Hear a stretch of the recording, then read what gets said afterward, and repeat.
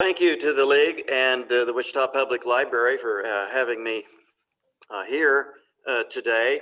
And I'm glad that it is a timely topic in a certain sense. Yeah, I'm going to say something first that I hope it will touch the hearts of everyone there that we don't hear very much, and that is the native language of this land. If you're born of this land, you should hear this as much as you can. Katiametia Pashnaaka Kaitni Hut Ita Otoba Niha. Why we ourselves are trading for oil. And Katinyatita Pashnakayati Hut Amasholi Hatakapi Homa Impa. And why we ourselves eat greedily reservation food. And I say this because we have to observe that what's going on with our planet is very dire. If you follow some of the things that are going on in the atmosphere, we had 100-degree gradient in the days preceding the Texas Midwest debacle with our power supply. That meant that the Brewer-Dobson wave, oscillation, was horribly disrupted, and it became uncontained over the Arctic. It was actually warmer in the northern climes at times than it was in parts of the Midwest. That is going to continue because we have a disrupted atmosphere and we have ocean currents pushing into the Arctic Sea because of the warming of the oceans perpetrating this. And that also disrupts the Rossby waves, which is the jet stream that we all see on our weather reports around and around. So what are we doing? Who is a success story in Texas? Who kept their lights going on here in Oklahoma and Texas and other parts of the Midwest during this polar incursion? Well, they're called microgrids. And the microgrids, out of 200 of one company, I'm reading here, 130 were islanded. They isolated themselves from the grid, the federated, centralized grid, in which the power lines were down, causing the wind turbines to shut off. It's not necessarily because the wind turbines failed, it's because perhaps there was no feed, no load on those, so they automatically do shut down. The turbines, the wind turbines up north certainly are made to run in colder climates and so forth. And the microgrids, though, utilize storage, solar, and other devices that help them keep the lights on, keep the heat going, and keep their pipes from bursting. There were 70 more nanogrids, which we have here at our place outside in Sedgwick County, that we have wind and solar and some storage with our electric vehicles that we could rely on to get us through these periods. So why hasn't this been more of a important topic with Kansas? Maybe it will be now, but don't rely on Topeka. Instead, we're getting pushback from a very conservative Republican legislature in Topeka. We just spoke against Senate Bill 24 that does not allow you to specify renewable energy. I did confer before the COVID pandemic, there was a developer who wanted to build, indeed, a microgrid here in Sedgwick County and utilize solar and storage and efficiency techniques for this, so that the cost of the dwellings would be sustained over a period of time. You wouldn't be out all the bills and so forth, because you're defraying your electrical costs. And as you know, the electrical costs went way high in Texas because those are unregulated. It'll be interesting to see what happens here in Kansas for these costs to come up. But we have a countermeasure. And who else has done this besides some individuals? Well, the military has done this. We have a 1.2 megawatt solar farm at the VA hospital here in Wichita. Some Butler Rural Cooperative built a 1 megawatt solar farm over in Butler County. That's our provider, by the way. And they have sustainable ideas in their plans to run a power system.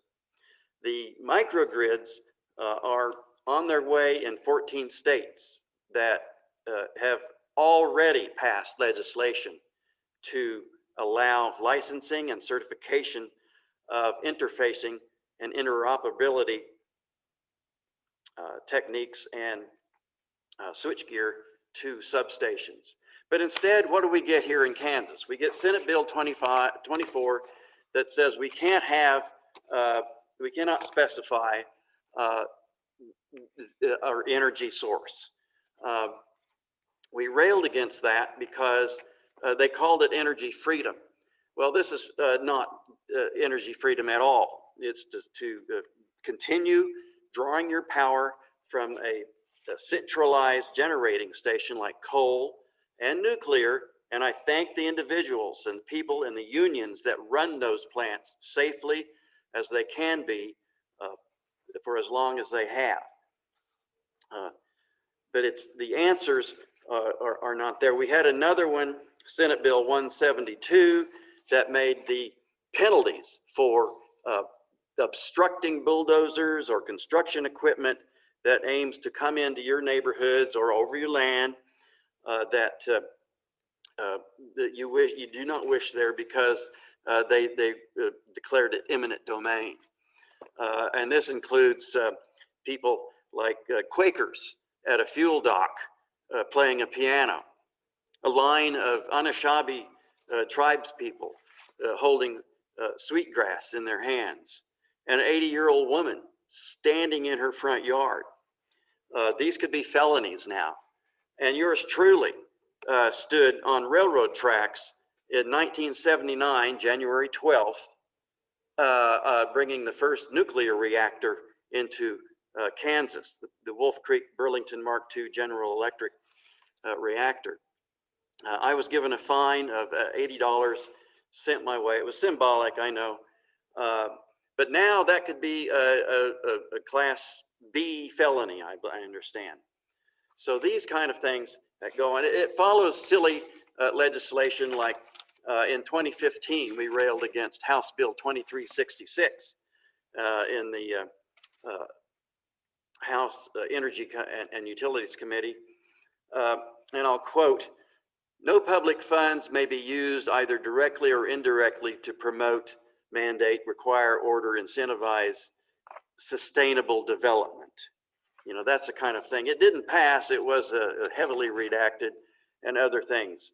What we do need to see with the development of microgrids is a power purchase agreement that we can utilize to pay for these microgrids, either on an individual level or a community level. Neighborhood power, neighborhood generated power to utilize for universities, hospitals, and other critical infrastructures around. We don't have that now. We have this power line that runs through the 67214 area, literally put the towers in the people's front yards, and the 69 kVA line that runs overhead, which we've measured, and it is dangerous according to the World Health Organization data and the International Radiation Protection Council. We don't recognize that in this country. It's been lobbied against like that. So power purchase agreements would eliminate that.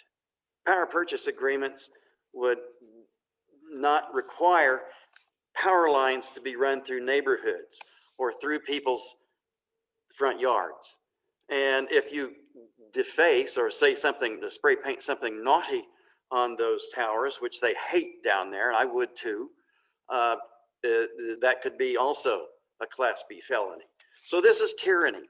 This is what we're looking at with the Kansas legislature right now. But their hope is on the way. We have some good positive feedbacks with modernizing the electrical grid. And I start out with some kind of engineering points: harmonic distortion elimination, nonlinear loads. Consequences of harmonics is neutral overloads on three-phase systems, all cables and equipment. If you ever had a refrigerator, the board go out on you, that's the kind of things that happens with harmonic distortions. And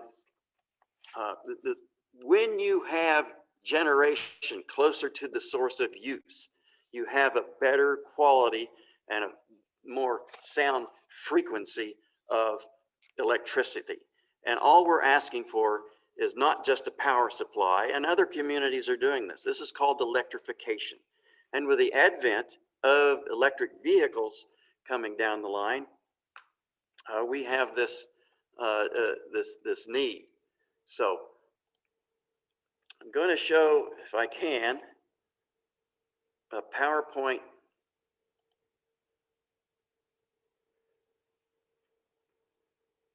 presentation here.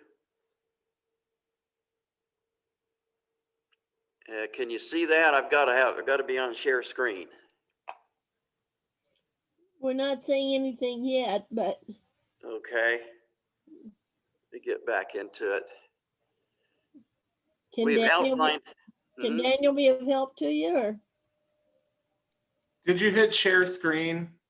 Not yet. You should hit the share screen button, and then it'll pop up. Yeah. The little green icon with the arrow above share, like in the green square with the black arrow. Yeah. Yeah, I've done this before, but okay. I'll have to get back on. The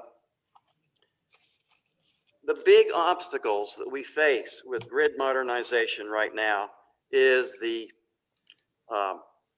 legal and the framework and the resistance from Evergy. Evergy does what it can to eliminate and take care of anybody that wants to run outside their territory. And the way in which this is done is to eliminate solar usage. They've all but made it illegal. And we want to decriminalize solar use in the community. That is something that we are attempting to do, but utilizing Topeka and Evergy is a hard nut out. For instance, you have a solar system that you want to interface with Evergy. And we've had personal experiences with that from the First UU Church, as well as other people. It takes about 2 months for them to actually come out after you've installed your solar system to interface with the grid. But what we're proposing is microgrids.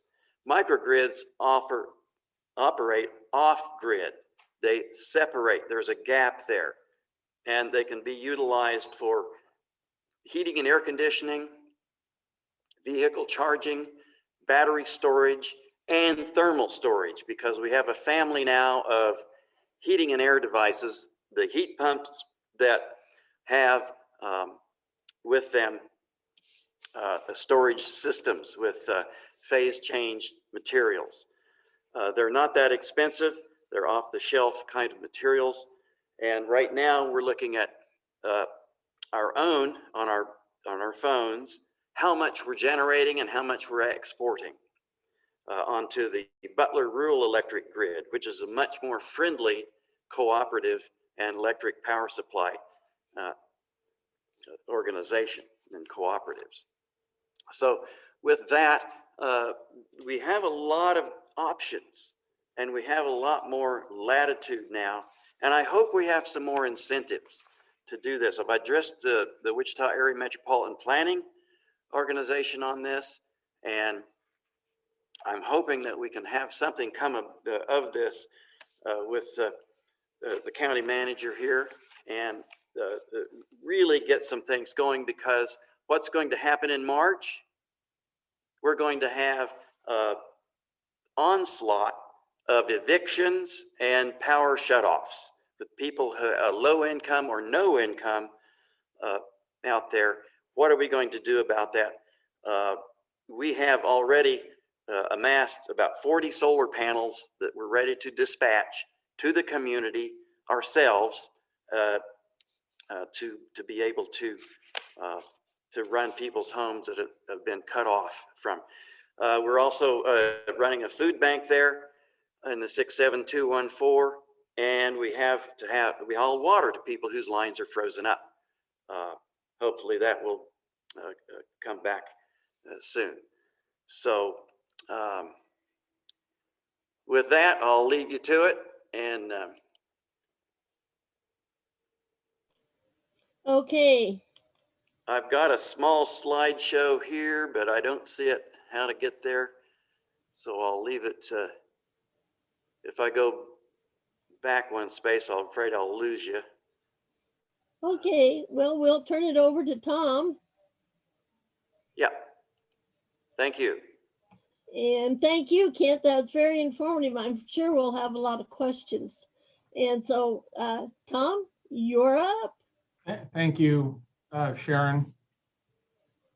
Kent's clearly, between Kent and I vote for him being the smartest of the two.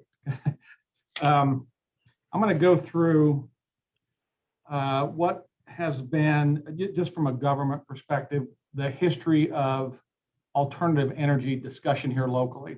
And I really, I can't comment on the state actions, and really, I can't comment on utility company actions at this point. So a lot of what Kent talked about was issues with those entities, which are real and probably need to be discussed, over time. We started in the county, in Sedgwick County, we started talking about alternative energies actually back in 2015. It is actually part of what we call the Community Investment Plan. That is a framework plan that the Metropolitan Area Planning Department and the Planning Commission come up with. It is a 20-year broad scoping plan. And within that plan, it's a lengthy document, but there is a section on renewable energy facilities. And there's two things that come up from this plan I want to mention. First, it recognizes in Sedgwick that we are an urbanized county. We are not a rural county by any stretch of the imagination anymore, even though we have big swaths of rural within the county. So it recognizes that demographically, we are seeing population shift into what has traditionally been agricultural or rural land. And that's just the growth of a city or cities, plural. Wichita, Park City, Derby, Goddard, they're all growing and expanding, and that's just the normal growth of a county or of an area. So the plan just recognizes that this is an urbanized county. And it also recognizes something unique about Sedgwick County is we have a lot of airports. We have a lot of aviation development within Sedgwick County, which makes us unique amongst other counties within the state. And even nationally to some level. So if this plan begins to talk about wind power and solar power and the challenges that causes in an urbanized county. There's two goals that they list. One is to, and this is important, and it's kind of a planning department mantra. The whole concept of zoning code and planning is to protect existing cities, land uses, aviation interests, and other private investments as new renewable energy facilities are considered for development. So the first thing we look out for is people that are already living in an area, doing work in an area, or managing an area. So it's the old squatter's right kind of deal that he or she who comes first, they have some rights in this process. So that's the first thing. And then the second goal was to evaluate renewable energy development proposals based on best information available as the technology continues to evolve and change. And let me just tell you that the technology with renewable energies, and I think Kent will back this, it is changing at a lightning pace. What solar panels look like today are different. What batteries look like today are different. I'm talking in a generation here, and just since 2015, this technology is rapidly evolving. And this policy basically says, let's watch that. Let's watch the development of that, because it could change the landscape of what we should allow or should not allow. And in this policy statement, and this is the first time it's really mentioned, the policy statement says that the county should be open to solar growth, but no wind turbines. And I'll get into the no wind turbine statement. That's a policy statement. It's not a law. And this is what was written in 2015. Now we fast forward to 2019, and the commission watched with great interest what was going on in Reno County, where there was a dispute regarding some of the big wind turbines, the commercial level wind turbine farms that was happening in the eastern part of Reno. And it was a very political issue in Reno County, and their commission was split on it. Their population was split on it. It was not a pleasant thing to have to watch. And when Reno was going through that, we had commissioners that began to ask our staff, our planning staff, what is our regulation here? What is our stance here? And all we had was the community investment plan. The policy was not law. So we began a months-long debate in early 2019. We had a lot of discussion with the community. We talked with utilities. We talked with state officials. We talked with aircraft officials, and it was a very interesting debate to watch. Sometimes government's really fun, and when you see conflict, two sides, both of which have merit, negotiate and compromise and argue, and it was fun to watch that democracy play out there.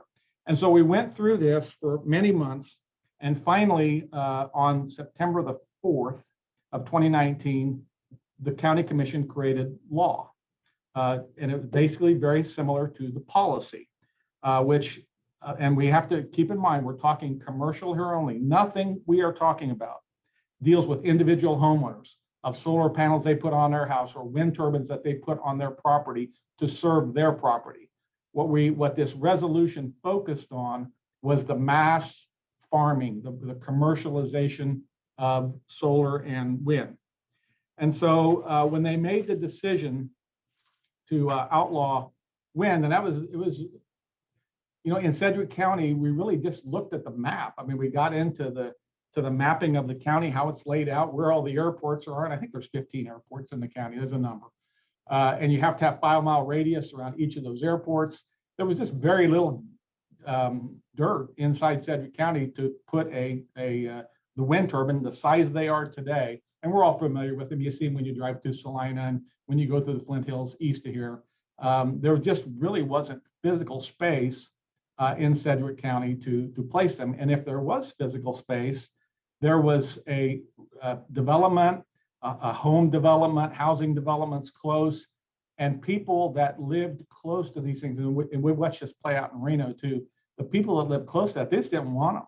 They didn't want them there. They're unsightly. They make a little bit of noise. They create shadowing. There was a lot of complaints, and I'm not substantiating or validating at him. There was just a lot of complaints from people that we didn't want it in Sedgwick County.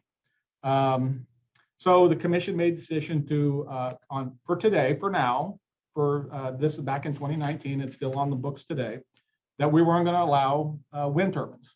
They did, however, the commission embraced solar with some caveat. And I'm just going to kind of go through the high points on what it takes to bring in solar power within the county. I'm talking commercial solar now, a solar field, basically. But when you're doing any kind of work using any kind of land usage within an urbanized county, you have neighbors.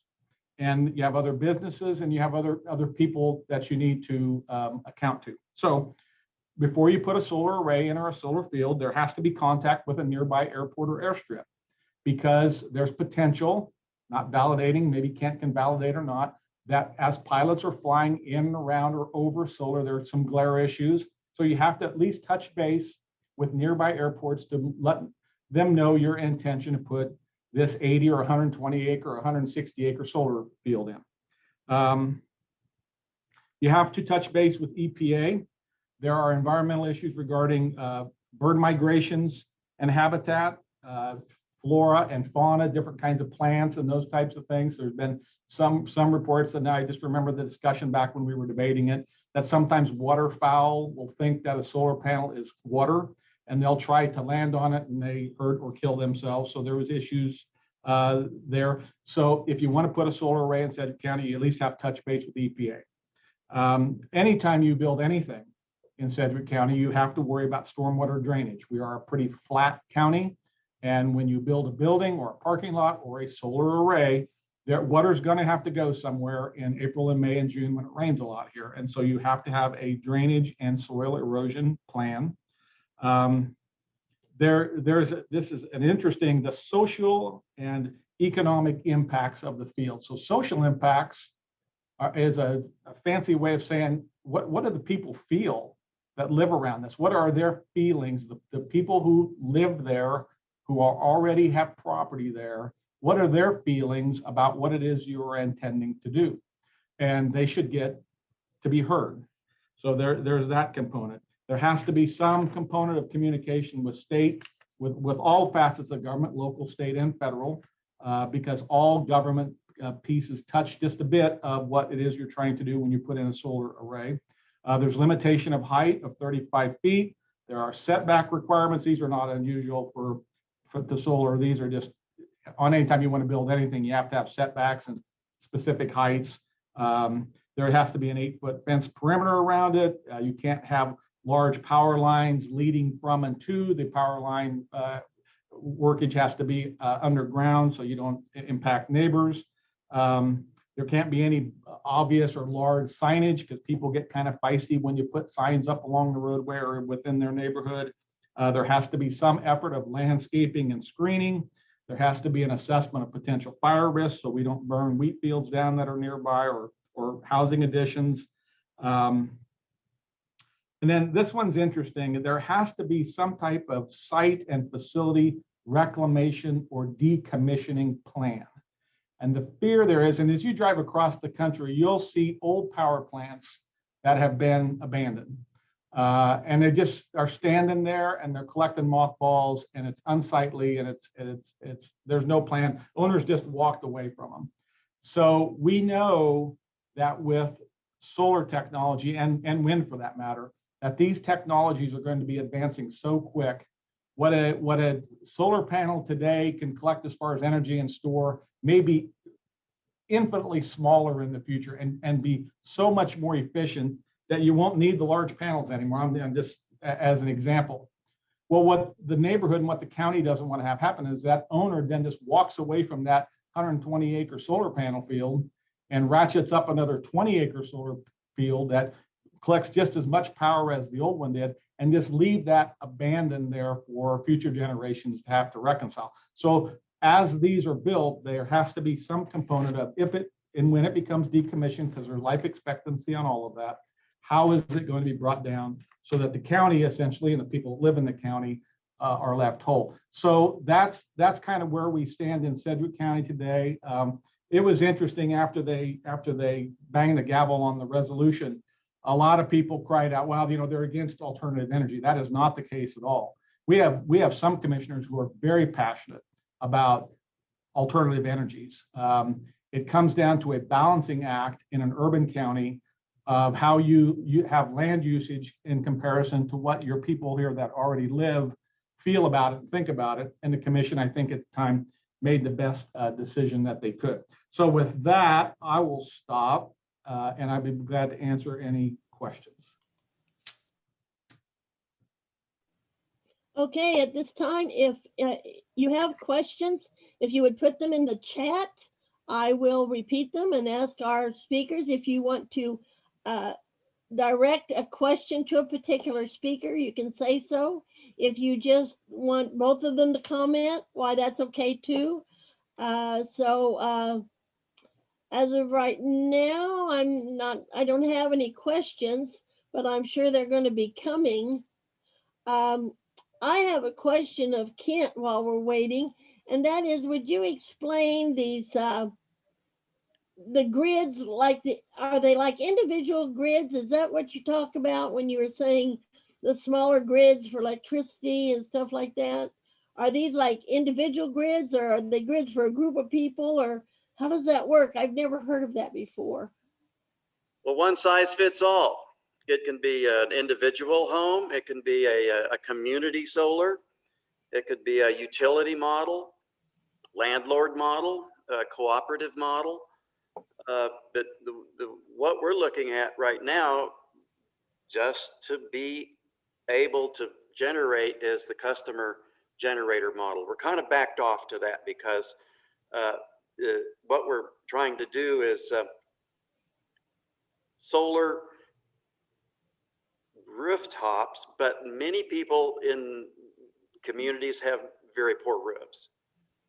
So we're going with carports, pergolas, patio covers, shed covers, and these again operate off grid without a lot of the considerations that the city, and I agree with this, has imposed in part. I think we can look through some of it, but when we have that, we can actually get people to have their microgrids on DC coupling, as by the way. It's low voltage. Okay, I have a question from Patty, and it's, what is the life expectancy of a microgrid? Does it need updated, replaced, etc.? And I guess, Kent, that would go to you again. The microgrids will last, the solar panels are guaranteed or warranted to 25 years. Then you have about a 10 to 20% drop off in the time afterwards. That way in which you upgrade is, and like Tom said, this is changing very rapidly, and we're getting upgrades all the time. For the graphene ones are now coming online. They are anywhere from 300 to 400 watts, maybe more, that can supply a neighborhood. And what we're really pushing for is resiliency hubs. So when the power goes down, that is at least one place where people can have refrigeration for pharmaceuticals. People can come get warm.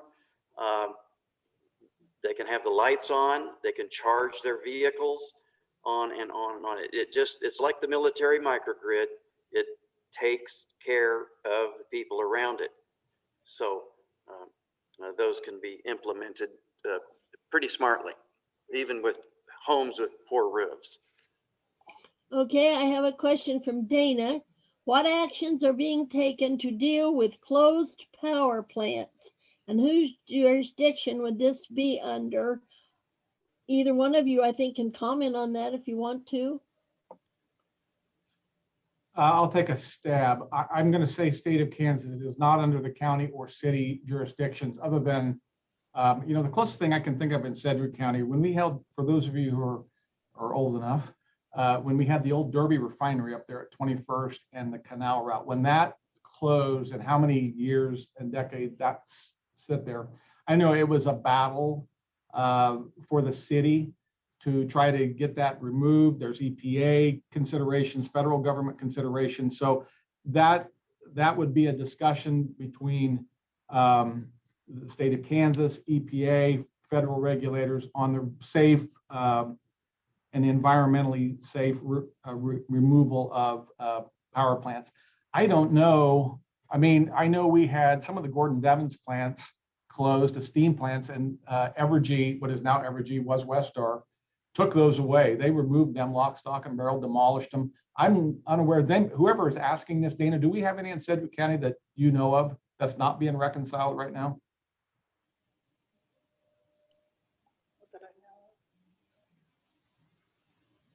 I'm sorry, say that again, Tom. Are you? I was wondering if she has an example of a power plant, a closed power plant in Sedgwick County that is not being reconciled right now. I'd be curious. I just don't know. Maybe we do. I don't know if we do or not, but. Well, the question was from Dana. Yeah. And so we would have to unmute her if she wants to answer that. Or if she could go into the chat and answer. I'll go to the next Okay, question. she answered in chat. I got you. Okay. Okay. We'd look into it, but to answer your question, I think you'd start off with local government, city or county, but we would elevate it pretty quickly to state and federal discussion on how, and whoever owned that plant, we would try to get that reconciled. So, okay. Our next question is from Charles, and I guess, Tom, this might be for you. Do the county regulations impact microgrid possibilities? No, it does not. I think that's an interesting discussion that we should have locally and include Evergy and power suppliers in that discussion. The regulation I just cited, the resolution, does not prohibit that. Okay, the next question is from Susan. What are your opinions about Evergy's options for customers to support sustainable energy on our energy bills? And I don't know if each of you want to comment on that, and you want me to read it again. What are your opinions about Evergy's option? I'll go first and let Kent chime in. This is going to come down to a question of how much you want to pay, right? And we've talked about that in the past of building that cost in to build better infrastructure. I think that's a question for consumers. I don't know that government's going to weigh in on that. People have so much financial stress right now. I think it's a tough sell, but I think that has to go through through their customer base on what they want to tolerate and not tolerate. Yeah, I'll come in on that too. The model we are looking at and other communities have experienced is to give it to the people who want to supply the grid with power and the trading options that are available. California with Senate Bill 1339 certainly did this and allowed people to, because they had the terrible wildfires out there that knocked out power to a lot of folks, a lot of households. And now we're seeing this in Texas. What is the value of resiliency? And if Evergy will give a value to that, then we can see that we can have incentives to establish microgrids to support critical infrastructures or their immediate community. The value of reliability and resiliency. Okay, our next question is from Dana. There are rentals in KCMO that have substantial rooftop solar where landlords cover utilities at substantially less cost than Evergy bills. Does Sedgwick County allow this? We do. And in fact, I was really smart on this about a year ago, but all I can think of now is COVID vaccinating. So there's only so much room in my brain. But we discussed this seriously a year and a half ago, right about the time of this resolution.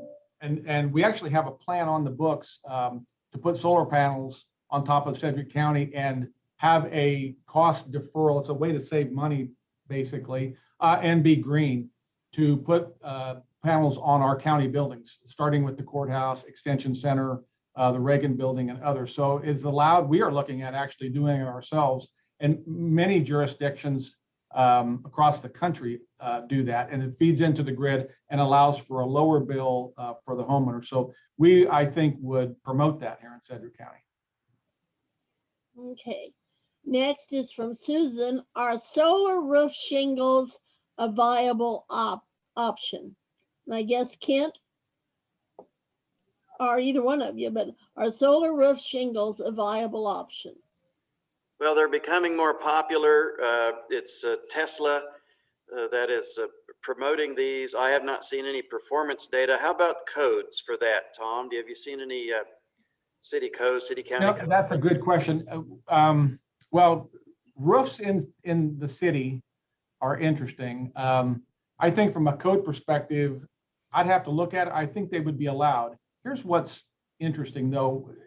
As long as you don't live in a historical district, I think that's not an issue. You start getting into certain historical districts, they get real picky about what kind of roof shingles you're allowed. So it's not only county code, it's what your community around you, your homeowners group or whatever would allow. But I can't think of anything from a county that would make that illegal, but I'd want to check the code on that for sure. Okay, the next question is from BCast. How does it work in states that allow a customer to specify his power source? Kent, Tom, either one? How?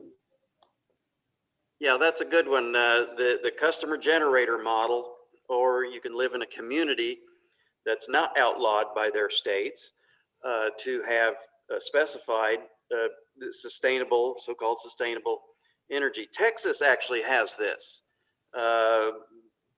Residential code 202.010 that no homeowners association without just cause can specify that they will prohibit you from putting up solar without any viable reason, just because they don't like solar. They, some specify you must put it on the back side of your home from the street, and also some are trying to impede electric vehicle from their neighborhoods because of the visible power cord that would be plugged in to their vehicles. So we have to nut some things out, and homeowners associations are a major obstacle in this area. But to get on the board is essential, and try to nut out what we can do to implement solar, rooftop solar for these areas. It's interesting about plugging in the cars because I lived way up north in North Dakota, and you plugged in your car if you wanted it to start, and that was a normal car. And so it's not that big a deal. Okay, another question from Dana. Microgrid backup would seem important for water supply, as in Texas. Will Sedgwick County consider this, or do they have generators or other backup? I guess, Tom, that would be you. Well, let me, I got a couple answers. First of all, the city of Wichita runs the water, they are the water enterprise for city of Wichita and basically the regional water supply down here. I would have to assume they have generator capacity, but that's more a question for city water. I will just tell you, and this is kind of about, refers to one of the other previous questions. I think the county government, I think our commissioners would be interested in any microgrid solution that aids in the continuation and the efficiency of power.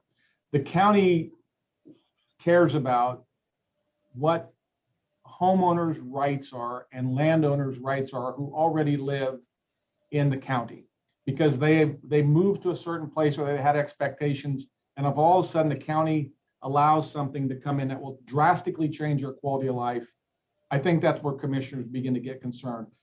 The concept of a discussion with Kent or his group or people on microgrid usage in the county, I think we should have.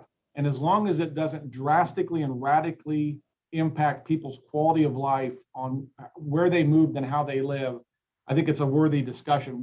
I think we all understand we have to do something differently and for the future, for our kids and our grandkids, so that they have a steady power supply. So we'd be glad to have any of that kind of discussion. Yeah, we'd like to see some training on microgrids and how they actually work. There is an outfit in Texas, Plano, Texas, called Tonex that does train microgrid operations on all different levels. Sorry about that. Follow up on that. That's interesting. I never heard of such a thing. Okay, I don't have any more questions. If anybody has any, if you'd put them in at this time.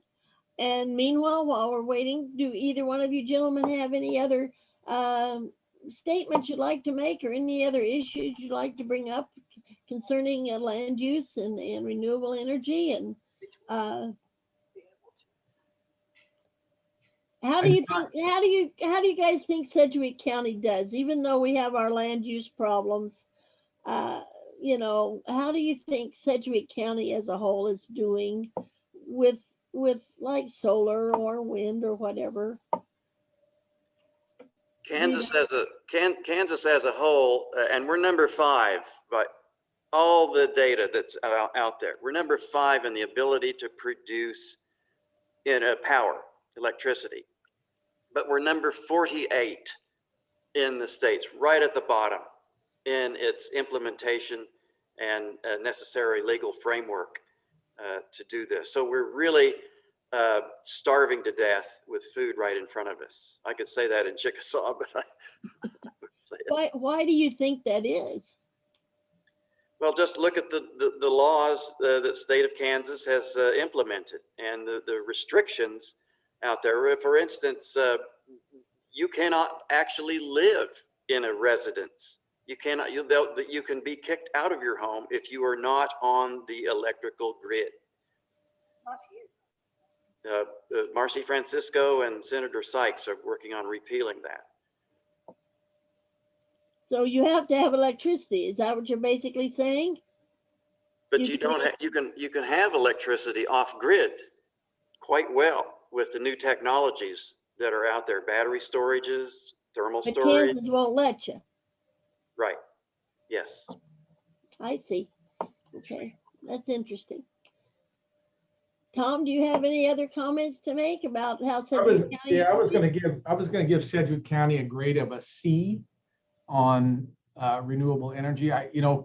When you look at Sedgwick and Johnson and Wyandotte, Shawnee, there's 5 urbanized counties in the state of Kansas, and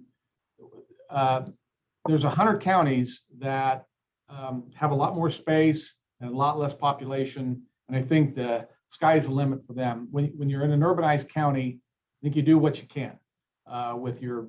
In our case, we have 550,000 people in the county. So I have us at a C because I think we're embracing solar. I think we've created decent regulation to monitor solar, yet take into account all of the environmental factors that go into that. I think we will begin to more strongly promote personal use of solar on homes and in individual businesses. And even some wind at homes and individual businesses. It's the massive wind farms that I just don't know how we're going to cut that in Sedgwick County when we have so little space that's available for it, and it's so offensive to people that have to live around them. So I've got us at about a C. I think we could definitely do better, but I think we're better than some. So. Well, I have a final comment from Dana, and she thinks that the law that Kent was talking about sounds like an archaic law, and from before renewable energy, which maybe it was. Well, with that, I have almost 1 o'clock. I want to thank our speakers, Kent and Tom. I don't know about anybody else, but I learned a lot. I want to thank all of our people that attended. Again, it's a very now issue. And so I want to thank all of you for attending, and I hope you enjoy it, and I hope you'll be with us next month.